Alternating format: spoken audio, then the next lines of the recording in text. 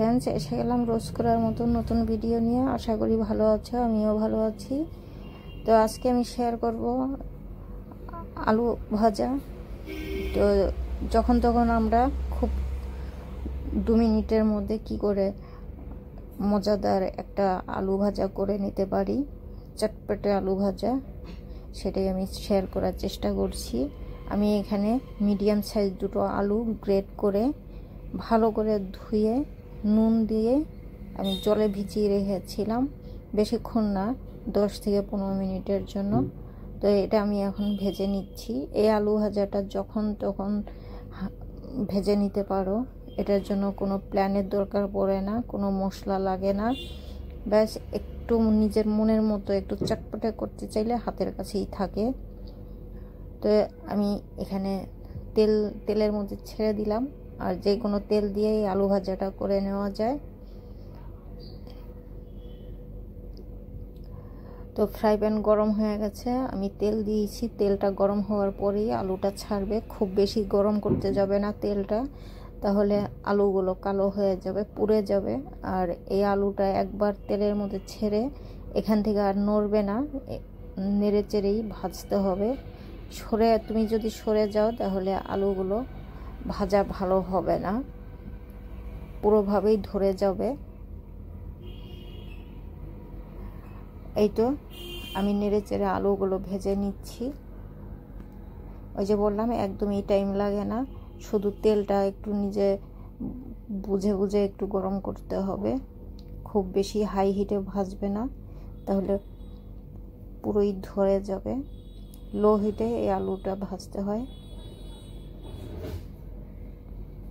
তো আলু কাটা আমি আর দেখালাম না, আর ধোয়াটাও দেখাইনি, ডাইরেক্ট আমি ভাজাটাই দেখিয়েছি। এর আগে আমি এরকম আলু ভাজা রেসিপি 2-1বার দিয়েছিলাম, যদি চাও তো একবার দেখে নিতে পারো এই ভিডিওটা।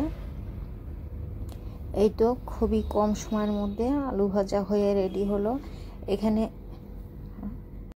তো এই আলু ভাজাটা নিজের পছন্দ মতো চটপটে করে নিতে পারো। আমি এখানে বিট নুন, চাট মশলা আর রেড চিলি পাউডার উপরে আমি একটু ছিটিয়ে দিলাম, এটাতে অনেক বেশি টেস্ট বেড়ে যায়।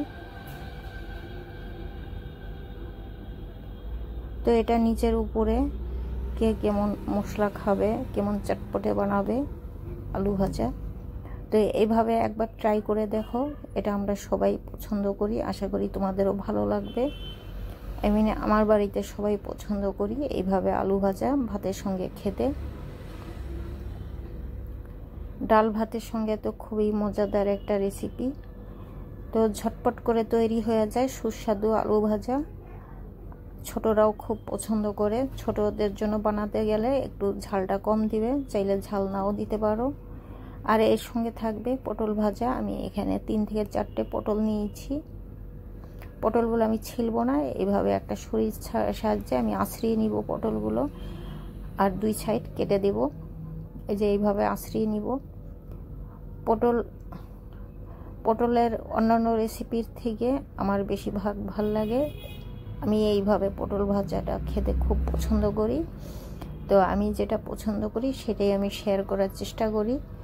তো আশা করি পুরো ভিডিওটা দেখলে একটু হলেও তোমাদের উপকারে লাগবে।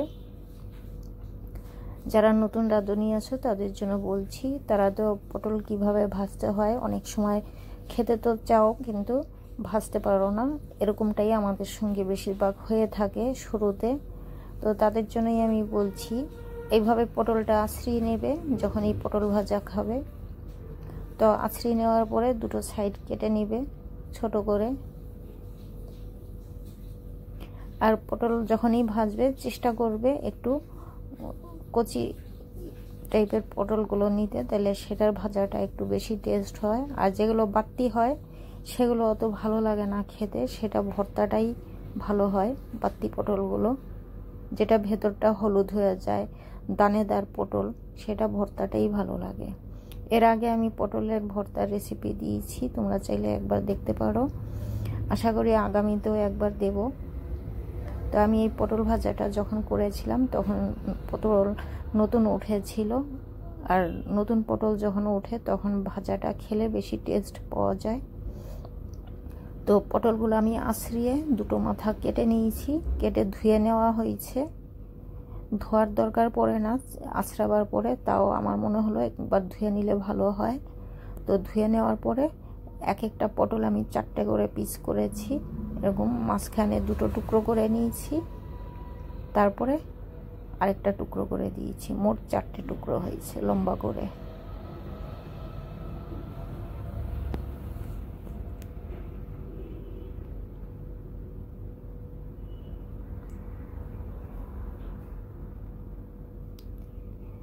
এটা চাইলে আলু দিয়েও ভাজতে পারো তোমরা।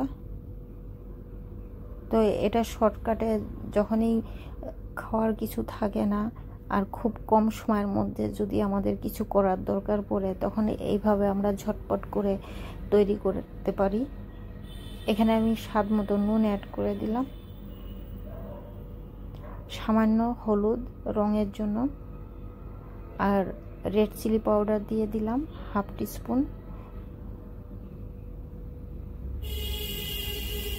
চাইলে এখানে একটু আদা রসুন বাটা যদি থাকে সেটাও অ্যাড করতে পারো। তো আমার মনে হয় সেটা অ্যাড করার দরকার পড়ে না, ব্যাস এটা দিয়েই অনেক মজাদার পটল ভাজা হয়ে যায়। ভালো মতো করে মিশাতে হবে নুন হলুদ লঙ্কা, তাহলেই টেস্টটা বেশি হবে। এই যে এইভাবে একটা একটা পিস ধরে ধরে যদি এটার ভেতরটায় যদি নুন আর লঙ্কা যদি মেখে ভালো করে লাগিয়ে দেওয়া যায়, তাহলে ভেতর পর্যন্ত নুন লঙ্কা ঢুকবে, ফ্লেভারটা ভালো আসবে। আর এই পটল ভাজার একটা ভালো নিজস্ব ফ্লেভার আছে, যখন ভাজাটা ভালো হবে তখন ওই ফ্লেভারটা পাওয়া যায়।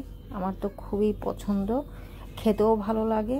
আর এই পটল ভাজার সময় যে পটল ভাজার একটা খুশবু থাকে পটলের নিজস্ব, সেটাও আমার খুবই ভালো লাগে। ওই জন্য মাঝে মধ্যে দেখতে পাবে আমি পটল ভাজা রেসিপি দিয়ে থাকি।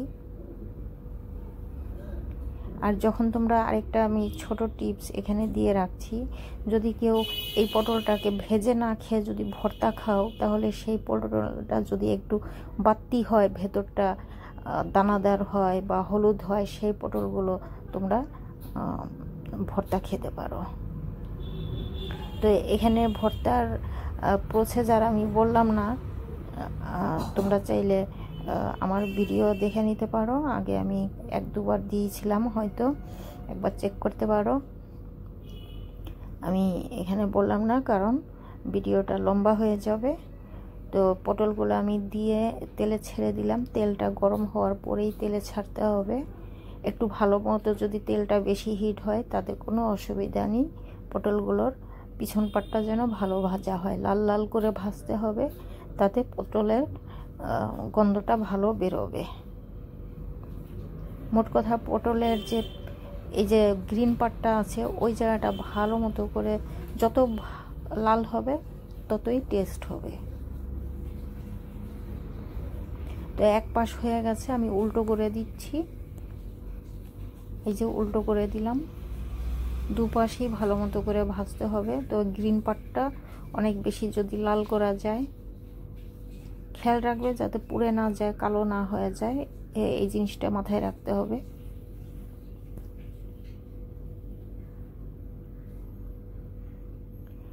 আর পটল ভাজার সময় এই যে আমি যতটুকু তেল ইউজ করেছি, তেলের পরিমাণটা এতটাই রাখার চেষ্টা করবে। বেশি তেল হলে পটলের যে গায়ে মশলাগুলো থাকে সেগুলো আর পটলের মধ্যে পাওয়া যায় না, পুরোটাই তেলের নিচে চলে যায়। আর খুব কম তেলও নেবে না। যে কোনো জিনিস ভাজার সময় যদি তেলের মাপটা যদি বেশি কম হয়ে যায় তাহলে সেটা ভাজা ভালো হয় না, উপর থেকে কাঁচা থাকে আর তেলটা ভেতরে ঢুকে যায়। তো এই